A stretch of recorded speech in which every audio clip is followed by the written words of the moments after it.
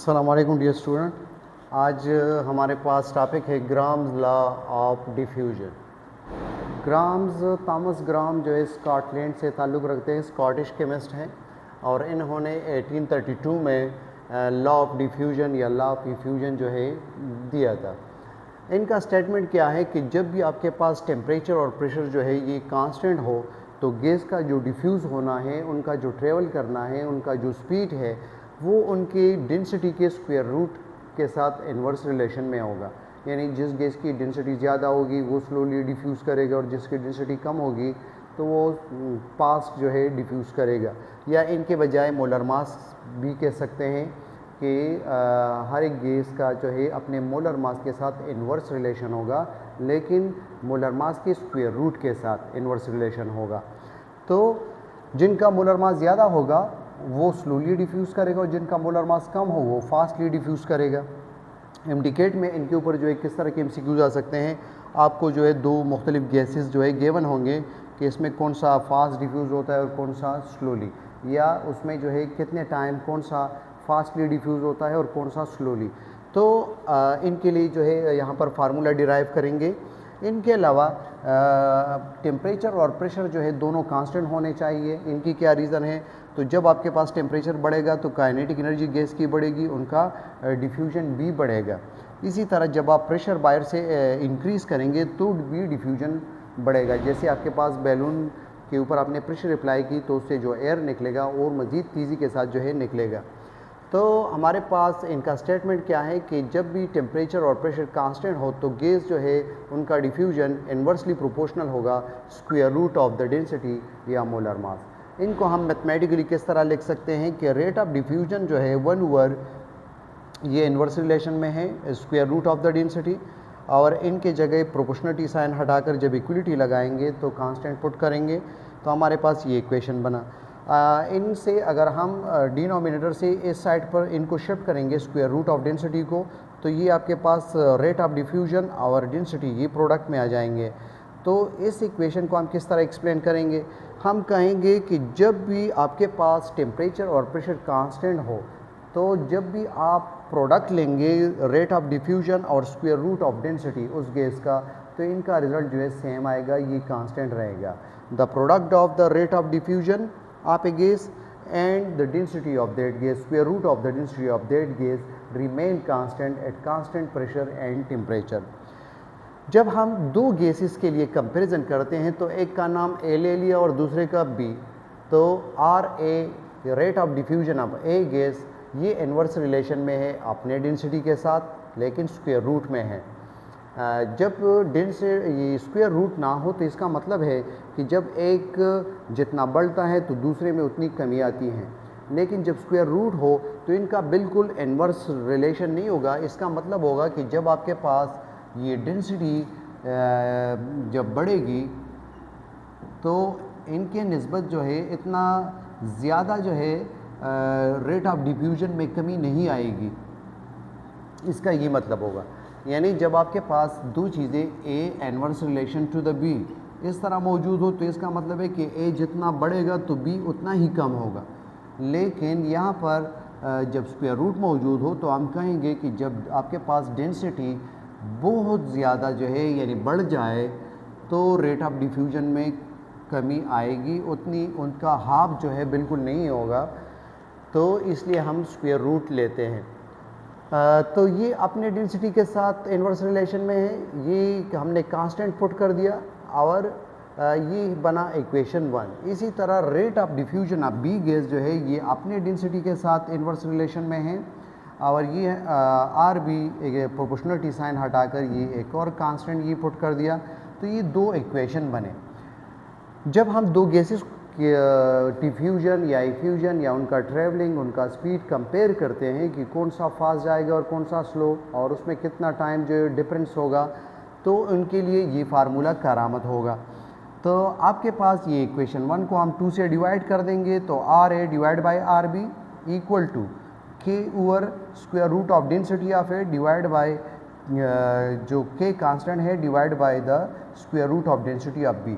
तो जब इनको ऊपर लेकर जाएंगे तो ये हम फिर इन्वर्ट कर देंगे। जैसे आपके पास अगर डिनोमिनेटर में 2/3 है, तो जब आप ऊपर लेकर जाएंगे तो आप 3/2 लिखेंगे। इसी तरह इनको हमने चेंज किया और स्क्वायर रूट ऑफ डेंसिटी भी ओवर के इस तरह लिख दिया। ये के कैंसिल हो जाएंगे और ये दोनों जो है हमने वहाँ पर density of B, density of A ये लिख दिया। दोनों स्क्वायर रूट में हैं तो एक ही स्क्वायर रूट में इनको बंद कर दिया। अब इस रिलेशन को देखिए, जैसे उन्होंने स्टेटमेंट बनाया था कि रेट ऑफ डिफ्यूजन जो है किसी भी गैस का वो अपनी डेंसिटी के साथ इन्वर्स रिलेशन में है, तो ये दोनों जो है इन्वर्स रिलेशन में मौजूद है। अगर ये ऊपर होता तो ये दोनों फिर डायरेक्ट रिलेशन में होते। तो डेंसिटी और मोलर मास के लिए याद रखें कि उनका इन्वर्स रिलेशन दोनों के साथ आना चाहिए। और जब भी आप इनके ऊपर न्यूमेरिकल सॉल्व करेंगे तो जिसकी डेंसिटी ज़्यादा होगी वो यहाँ पर जो है नॉमिनेटर में आप रखेंगे, या मोलर मास ज़्यादा होगा तो आप ऊपर रखेंगे, और जिनकी डेंसिटी और मोलर मास कम होगा उनको नीचे डिनोमिनेटर में रखेंगे।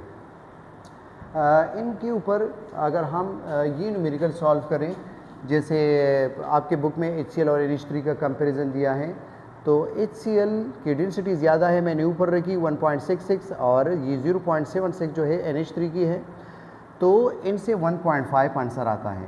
तो इससे हम क्या मतलब लेंगे? इससे मतलब ये लेंगे कि NH3 जो है 1.5 टाइम तेज़ी के साथ डिफ्यूज़ होगा HCl के निस्बत, या HCl जो है 1.5 टाइम स्लोली डिफ्यूज़ होगा NH3 के निस्बत। हमें कैसे पता चला? जिसकी डेंसिटी ज़्यादा है तो स्लोली डिफ्यूज़ होगा। हम दोनों की तरफ से जो है ये बात कर सकते हैं कि अगर NH3 के हवाले से करेंगे तो कहेंगे कि NH3 1.5 time fastly diffuse as compare to the HCl, या HCl 1.5 time slowly diffuse as compare to the NH3।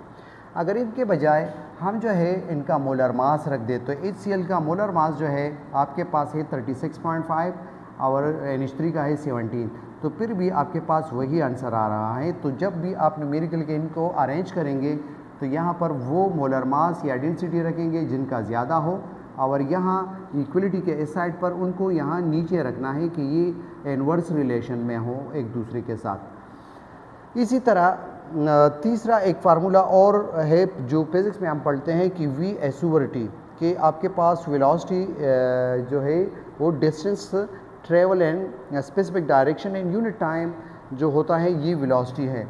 तो ये दो गैसेस है, एक को A का नाम और दूसरे को B का नाम दिया।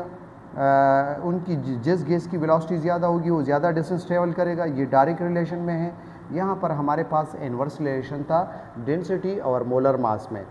तो हमने दो इक्वेशन बनाए फिजिक्स के इस फार्मूले के मुताबिक, V/S/T, S जो जितना डिस्टेंस ट्रेवल करता है, और एक गैस का नाम रखा वेलोसिटी ऑफ B गैस, और ये जो डिस्टेंस ट्रेवल करता है B गैस, और ये है टाइम। तो जब इक्वेशन 1 को 2 से डिवाइड करेंगे तो आपके पास ये S/T और SB/T, तो जब इनको ऊपर लेकर जाएंगे तो फिर उल्टा लिखेंगे इस तरह, तो T के साथ जो है कैंसिल हो जाएगा, और SB इनके साथ ये डायरेक्ट रिलेशन में जो है मौजूद है। तो अब वेलोसिटी को रिप्लेस करने के लिए हम रेट ऑफ डिफ्यूजन, ये ज़्यादा मुनासिब है, इसको रखते हैं। क्यों?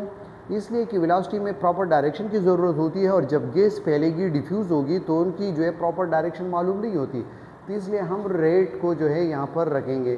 तो उनके लिए हम दो इक्वेशन बनाएंगे कि जब किसी गैस की वेलोसिटी ज़्यादा होगी तो उनका रेट ऑफ डिफ्यूजन या एफ्यूजन भी ज़्यादा होगा।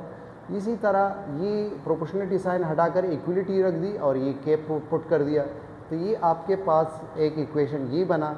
इसी तरह velocity of B directly proportional to rate of diffusion of B, और ये प्रोपोर्शनलिटी साइन हटाकर कांस्टेंट रख दिया। तो ये आपके पास VA और VB जो है इनकी ये वैल्यू आई KRB और KRA, इनको जो है यहाँ पर हम रख देंगे, और SB अपने जगह पर मौजूद है, तो K कैंसिल हो जाएगा और RB ये वापस आ जाएंगे SB। तो एक्सपेरिमेंटल रिज़ल्ट हम इससे निकालते हैं। एक्सपेरिमेंट आपके बुक में दिया है कि अगर हम कॉटन को HCl में भगो दे और NH3 में भगो दे रुई को, कॉटन को, और NH3 को एक साइड पर उसके कॉटन को लगा दे और HCl के कॉटन को ट्यूब के दूसरे साइड पे लगा दे। इस ट्यूब का साइज़ लेंथ जो है ये 100 सेंटीमीटर या 1 मीटर है। तो जब हम ये ऑब्ज़र्व करते हैं NH3 और HCl तो हमें नज़र नहीं आते, लेकिन जब यहाँ पर वाइट कलर का स्मोक बनता है NH4Cl का, तो ये तो तभी बनेगा जब HCl यहाँ पर पहुँच चुका हो या NH3 जो है यहाँ पर पहुँच चुका हो। जब ये HCl और NH3 आपस में रिएक्शन करते हैं, अमोनियम क्लोराइड बनाते हैं, तो ये हमारे पास वाइट सोट या जो है वाइट स्मोक जो है बनाते हैं। तो डिस्टेंस के हवाले से अगर हम इनको कैलकुलेट कर दें, जैसे हमने डेंसिटी के हवाले से कैलकुलेट किया 1.5, मोलर मास के लिहाज से कैलकुलेट किया तो 1.5 आंसर। इसी तरह जब इस फार्मूले में यहाँ पर भी नॉमिनेटर में वो रखेंगे जिसने ज़्यादा डिस्टेंस ट्रेवल किया हो, जिनकी वैल्यू ज़्यादा हो, तो आपके पास 60 डिवाइड बाई 40, NH3 ने 60 सेंटीमीटर डिस्टेंस ट्रेवल किया और HCl ने 40 सेंटीमीटर डिस्टेंस ट्रेवल किया, तो इससे भी 1.5 आंसर आता है। तो इसका मतलब जो हमारे पास थ्योरेटिकल रिज़ल्ट है वो सही है। तो आपके पास मुख्तलिफ न्यूमेरिकल MCQs MDCAT में जो आएंगे, जैसे फॉर एग्ज़ाम्पल आपको जो है ये कार्बन डाइऑक्साइड इनका 44 मास है और हाइड्रोजन का 2 मास है, ये आ जाए कि इनके बीच में कंपैरिजन करें कौन सा गैस स्लोली डिफ्यूज़ करेगा और कितने टाइम। तो आप क्या करेंगे, डेंसिटी के हवाले से आप कैलकुलेट कर सकते हैं, इनके मोलर मास के हवाले से कैलकुलेट कर सकते हैं, तो वो आपको गिवन होगा। तो ये 44 कार्बन डाइऑक्साइड का मास है और 2 जो है हाइड्रोजन का, इनका आप स्क्वायर रूट ले लें, इनको आप डिवाइड कर दें तो 22 आएगा, फिर 22 का आप स्क्वायर रूट ले लें, तो जो आंसर आपके पास आएगा आप कार्बन डाइऑक्साइड के पॉइंट ऑफ व्यू से कहेंगे कि ये इतने टाइम हाइड्रोजन के निस्बत स्लोली डिफ्यूज़ करेगा।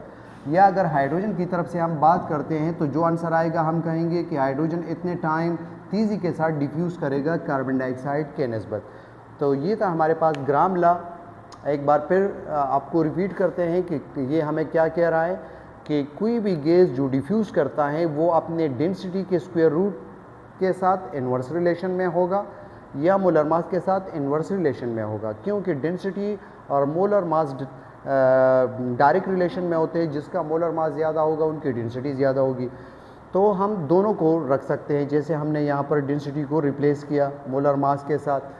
तो जब भी आप बाहर से टेम्परेचर और प्रेशर को कांस्टेंट रखेंगे तो गैस का डिफ्यूजन जो है उनकी डेंसिटी या मोलर मास के साथ इन्वर्स रिलेशन में रहेगा। फिर भी अगर आपके जहन में कुछ क्वेश्चन हो तो आप कमेंट सेक्शन में बता सकते हैं। Thank you.